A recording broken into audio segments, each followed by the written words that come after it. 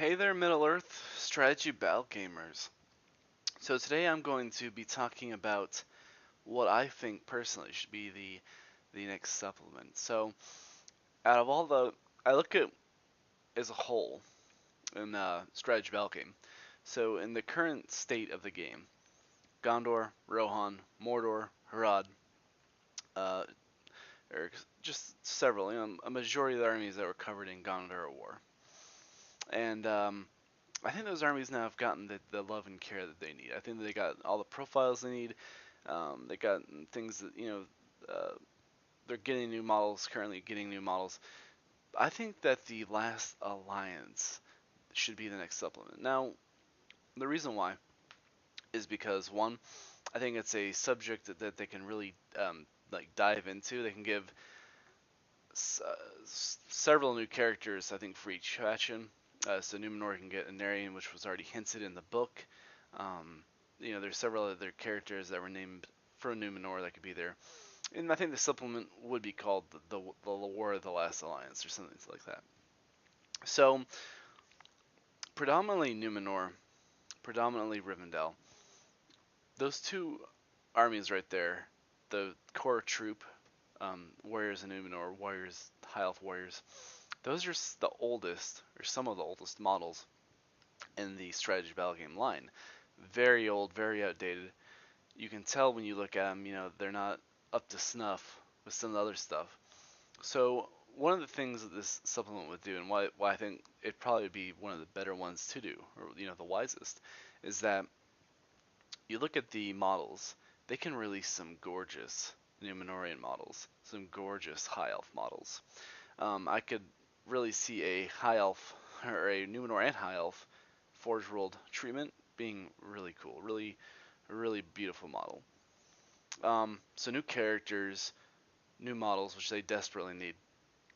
I could see a Legendary Legion being very viable with this force too. Like you can take a pure Numenor army, you can take a pure Rivendell army. Those can each get Legendary Legions. Then you can take them together, recreate that scene from the prologue of the movie. Um, then you can obviously add some new orc characters that fit in with Barad-dûr, um, which is another thing. I mean, it's just, to me personally, having a Last Alliance supplement makes the most sense. Now,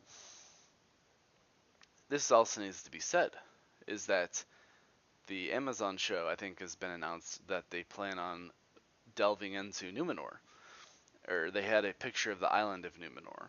So this can mean two things. This can mean that they're going to focus on the fall of Numenor, or they're going to focus on the war against Sauron in the Last Alliance. So I'm not sure if the supplement will be out. I mean, the show will obviously come out, probably 2 years from now or so.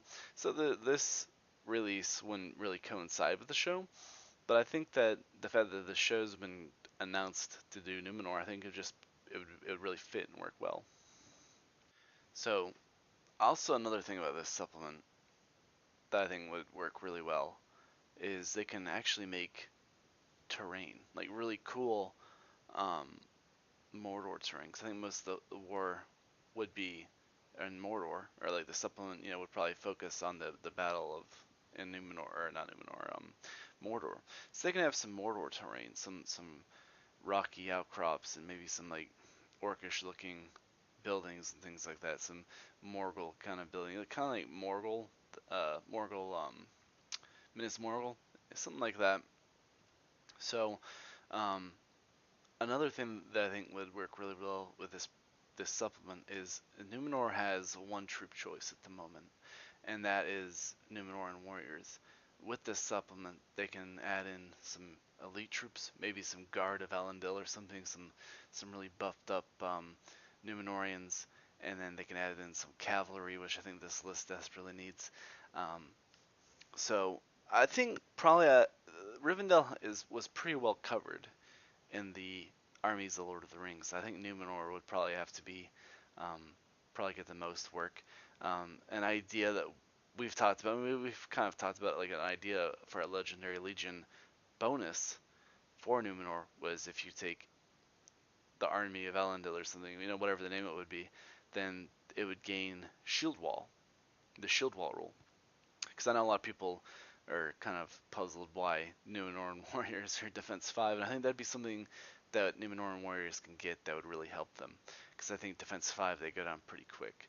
And then the cavalry maybe could be defense 6, and the elite troops can be defense 6.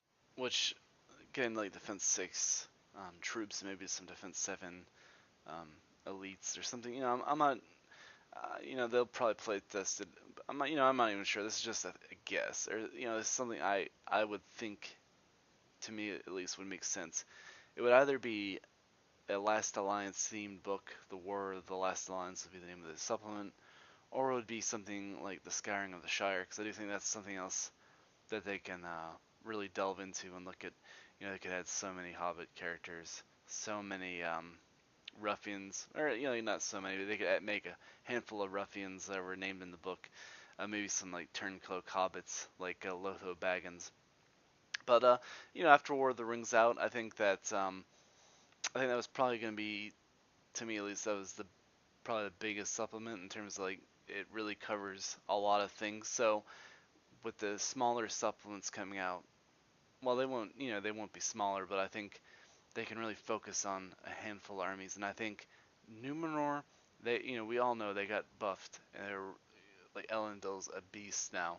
But I think this is something they could really do to make the army really stand. Because I think people that have playtested the army have said that the warriors just go down too quick, and I think it'd be really thematic and really cool. So put in the comments below what you guys think. What supplement you guys want to see. Please like, share, subscribe, and comment. We'll see you guys in the next video.